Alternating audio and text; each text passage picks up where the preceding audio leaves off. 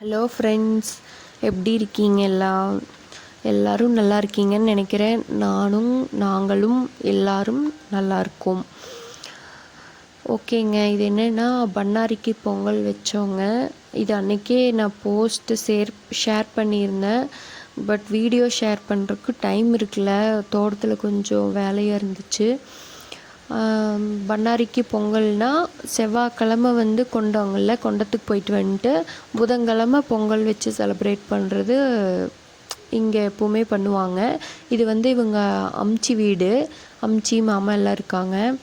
இவர் மாமா தான் கொண்டத்துக்கு போயிட்டு வருவாங்க.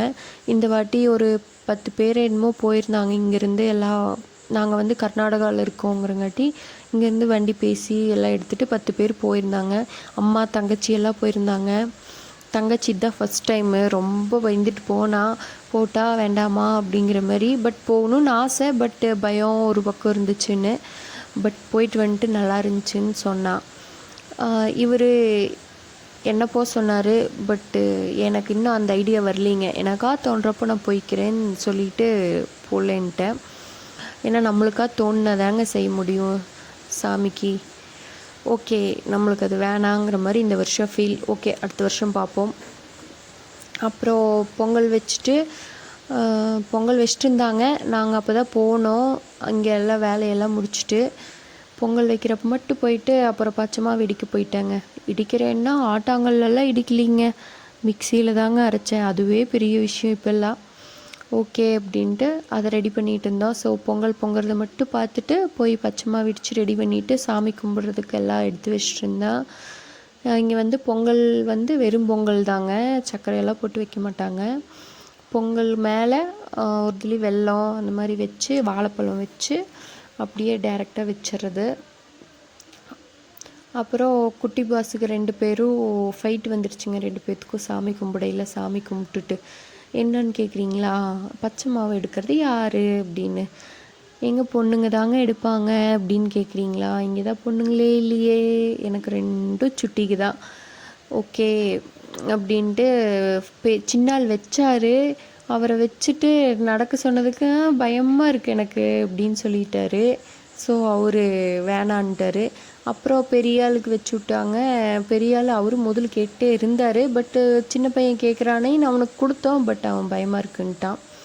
அப்புறம் இவர் 3 ரவுண்ட் சுற்றினார். 3 ரவுண்ட் சுற்றி வைக்கிறக்குள்ளேயே சின்னால் ஆரம்பிச்சிட்டாருங்க. அந்தால அண்ணா ஒரு ரவுண்டு வந்ததுமே நான் தான் அப்படின்னு. அதுக்கு அண்ணா சுற்றிட்டுருக்காங்கல்ல, அப்புறம் வாங்கி தரோம் அப்படின்னு சொல்லிட்டு இவர் முடித்ததும் சரி குழந்த ஆசைப்படுதே பரவாயில்ல அப்படிங்கிற மாதிரி அவங்களும் இன்னொரு 2 ரவுண்டு எக்ஸ்ட்ரா சுற்ற வச்சாங்க. சின்னால் வச்சுட்டு சுற்றிட்டு இருந்தார். பூஜையெல்லாம் முடிஞ்சுதுங்க. முடிச்சுட்டு அந்த பக்கம் பார்த்தா ஒரு சவுண்டுங்க. என்ன சவுண்டுன்னு பார்க்குறீங்களா, அதுதாங்க சேவல் சவுண்டு. கொக்கரக்கோன்னு கூவிட்டே இருந்ததுங்க. ஏன்னா கூட்டுக்குள்ளே போட்டு அடைச்சி வச்சுருக்காங்க. எதுக்கு கூட்டுக்குள்ளே போட்டு அடைச்சி வச்சுருக்குன்னா அறுக்கதாங்க. இங்கே பொங்கல் வச்சு சேவல் அறுக்கிறது தாங்க இவங்க வருஷம் எப்போவுமே பண்ணுவாங்க. ஸோ சேவல் பிடிக்க போனாங்க. சேவல் தப்பிச்சிடலாமான்னு பார்க்குது, ஆனால் வழி இல்லையே, சிக்கிட்டியே அப்படின்ட்டு சிக்கியாச்சு.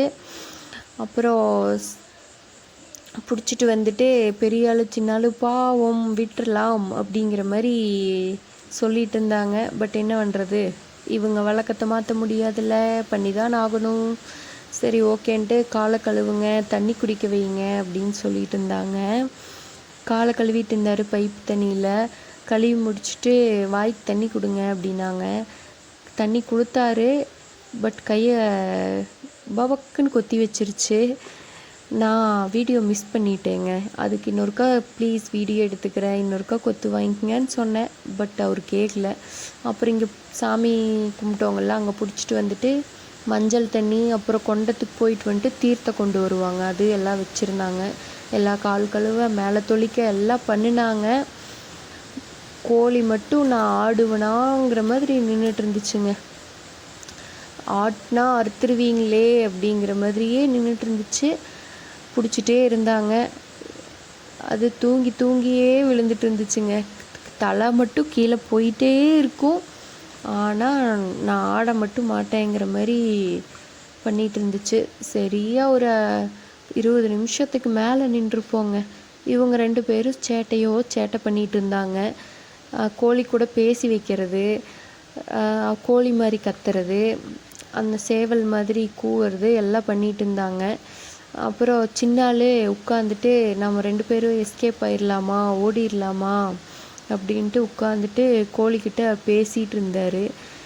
பாவம் அதுதான் பிடிச்சிருக்காங்களே, ஓட முடியாதே, ஓடிடலாமா சேவலே அப்படின்னு கேட்குறாரு.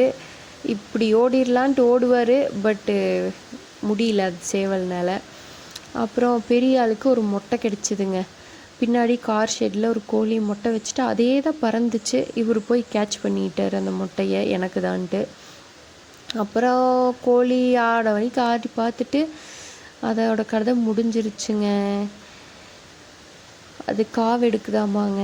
கீழே பார்த்தீங்களா, தலை வாயை திறந்து போயிட்டுருக்கு, அதுதான் காவாமா. நானும் இதாங்க பார்க்குறேன். நானும் கோழி எடுத்ததெல்லாம் பார்த்ததில்ல. அப்புறம் பொங்கல் சாப்பிட்டுட்டு எல்லாம் முடிச்சுட்டு, இது பக்கத்து வீட்டிலேருந்து வந்திருந்தாங்க இந்த அக்கா. எல்லாம் செலிப்ரேட் பண்ணிவிட்டு நாங்கள் எங்கள் வீட்டுக்கு போய் மாடெல்லாம் தண்ணி காமிச்சு கட்டிட்டு ரிட்டன் ஒரு 2 ஹவர்ஸ் விட்டு தாங்க வந்தோம். அதுக்குள்ளே கோழி ரெடி ஆகிட்டு இருந்துச்சு. எப்படி காயுது பார்த்தீங்களா, நம்மளை காய வச்சதில்ல. நெக்ஸ்ட் என்ன குழம்பு தான் அப்படின்ட்டு ஓடிட்டாங்க.